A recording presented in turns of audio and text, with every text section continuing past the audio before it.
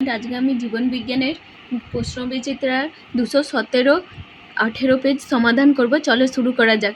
সাদা ও অমসৃণ গিনিপিগের জেনোটাইপ শনাক্ত করো।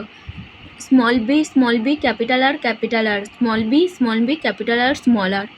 কোনটি পায়রার বায়ুথলির তাৎপর্য নয় তা নির্ধারণ করে। দ্বিশোষণে প্রতিবন্ধকতা সৃষ্টি করা।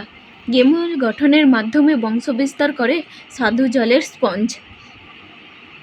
Capital Y, capital R, small T genotype যুক্ত জীব থেকে কত ধরনের গ্যামেট উৎপন্ন হয়? এক্ষেত্রে যেহেতু একটাই অ্যালিলিক জিন আছে, তাহলে 2^1 হবে।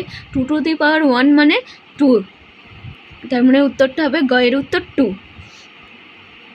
দুটি পা এ 3টি করে আঙুল ছিল, মাঝে তৃতীয় আঙুলটি ছিল লম্বা ও মজবুত।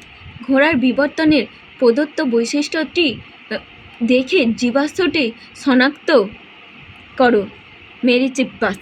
থ্যালাসেমিয়া সম্বন্ধে কোন তথ্যটি সঠিক নয় তা লেখো। রক্ততঞ্চন প্রক্রিয়া ব্যাহত হয়। ফার্নের যৌনক্রমে প্রদত্ত কোন দশাটি রেণুধর যৌনুর অন্তর্গত নয়? প্রোটোনিমা।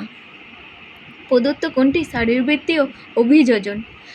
সুন্দরী গাছের লবণ গ্রন্থের উপস্থিতি। মানব বিকাশের যে পর্যায়ে বিভিন্ন ধরনের প্রাক্ষবিক বিকাশ ঘটে তা হল বয়ঃসন্ধি। গুপ্তবীজী উদ্ভিদের একটি শুক্রাণু নির্মিত নিউক্লিয়াসের সঙ্গে মিলিত হয়ে এর শস্য নিউক্লিয়াস গঠন করে। সৃষ্টিতে পিতার এক্স প্রকার জনন কোষের সঙ্গে ডিম্বাণুর মিলন ঘটে।